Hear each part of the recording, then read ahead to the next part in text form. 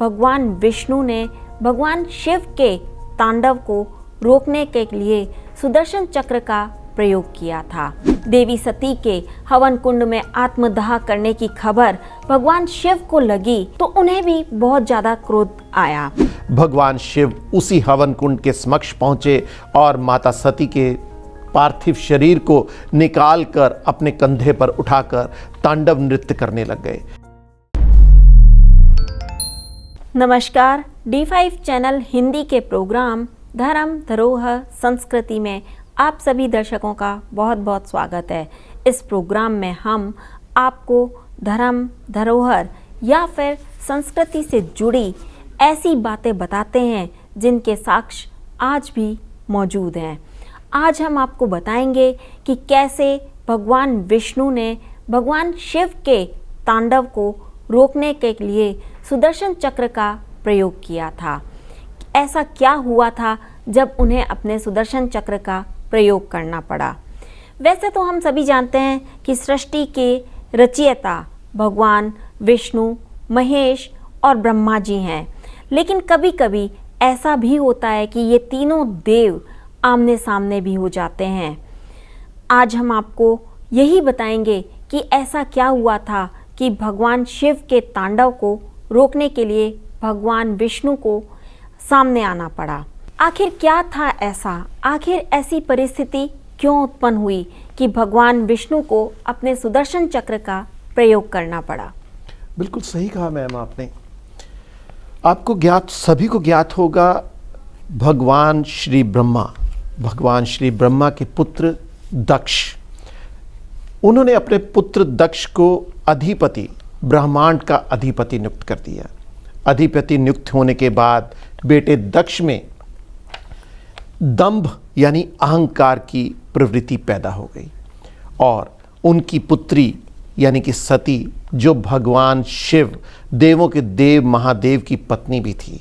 अधिपति दक्ष ने अपनी पुत्री का विवाह भगवान शिव यानी कि देवों के देव भगवान शिव से कर दिया, परंतु अहंकार के चलते वह अपने दामाद को स्वीकार नहीं कर पा रहे थे।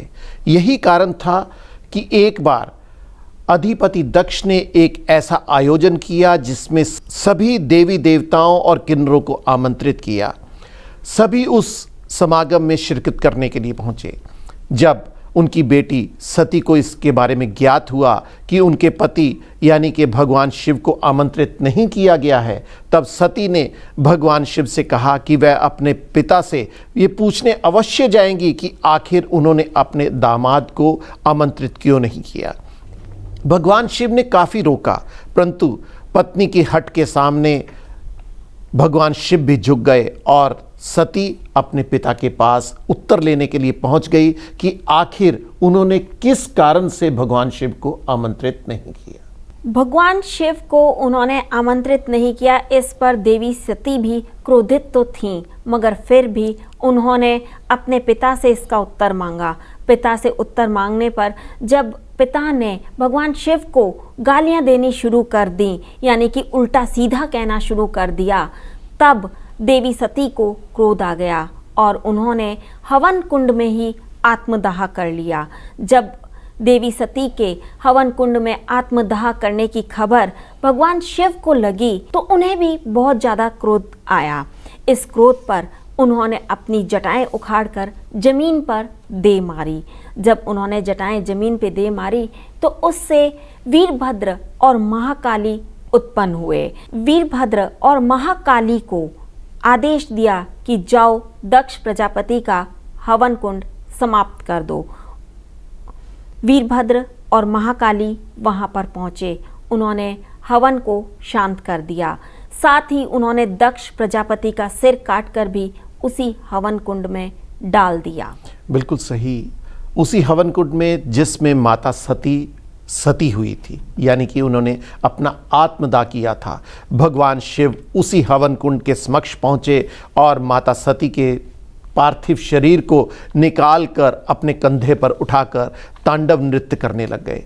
यही तांडव नृत्य भगवान शिव का ऐसा नृत्य है जिससे सारी धरती, सारा समूचा ब्रह्मांड कांप उठा और हालत ये हो गई कि समूचे ब्रह्मांड में स्थितियां इतनी विपरीत हो गई, तब सभी देवी देवता घबरा गए। तब उन्होंने भगवान श्री ब्रह्मा और भगवान श्री विष्णु जी से प्रार्थना की कि वह भगवान शिव के इस तांडव को रोकने में अपना योगदान दें। तब भगवान श्री ब्रह्मा और श्री विष्णु हरि ने एक ऐसा कारण बना कि जिसके कारण भगवान शिव को अपना तांडव रोकने के लिए आगे बढ़ना पड़ा। तब भगवान विष्णु ने भगवान शिव के कंधे पर रखे सती के शव को अपने सुदर्शन चक्र से काट डाला। 51 पीस में काटा और वो 51 टुकड़े जहाँ जहाँ धरती पर गिरे वहाँ पर 51 शक्तिपीठ स्थापित किए गए। बिल्कुल सही।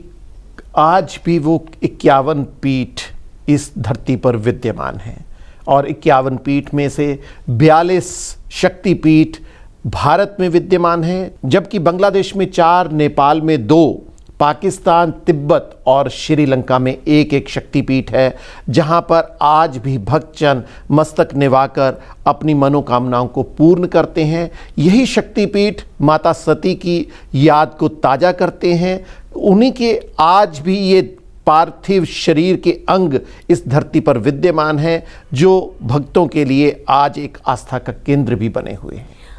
आपको बता दें कि माता सती ही अगले जन्म में पार्वती के रूप में जन्म लिया है। माता सती ने जब पार्वती के रूप में जन्म लिया तो कठोर तपस्या करके फिर से भगवान शिव को अपने पति के रूप में प्राप्त किया और आज भी भगवान शिव और पार्वती की उसी तरह पूजा अर्चना की जाती है। बिल्कुल सही कहा मैम आपने कि देवी पुराण में भी 51 शक्तिपीठ के बारे में जानकारी, विस्तृत जानकारी उपलब्ध है। इन शक्तिपीठों के दर्शन करने बेहद सहजता से किए जा सकते हैं, चाहे वो भारत हो, नेपाल हो, श्रीलंका हो, तिब्बत हो। जहाँ भी शक्तिपीठ माता के अंग गिरे वहाँ पर आज भी दर्शनीय हैं, क्योंकि माता वैष्णो देवी की बात करें, माता नैना देवी की बात करें, तो सभी अंग आज भी इस धरती पर पावन रूप से विद्यमान हैं। जानकारी आपको कैसी लगी हमें कमेंट बॉक्स में ज़रूर लिखें। साथ ही D5 चैनल हिंदी सब्सक्राइब करना ना भूलें। ऐसी ही और जानकारी लेकर मैं वंदना, मैं प्रदीप शाही आपके समक्ष निरंतर प्रस्तुत होने की कोशिश निरंतर जारी रखेंगे, ताकि आपको इस तरह के रोचक प्रसंगों के बारे में अवगत करवाया जा सके। धन्यवाद। नमस्कार।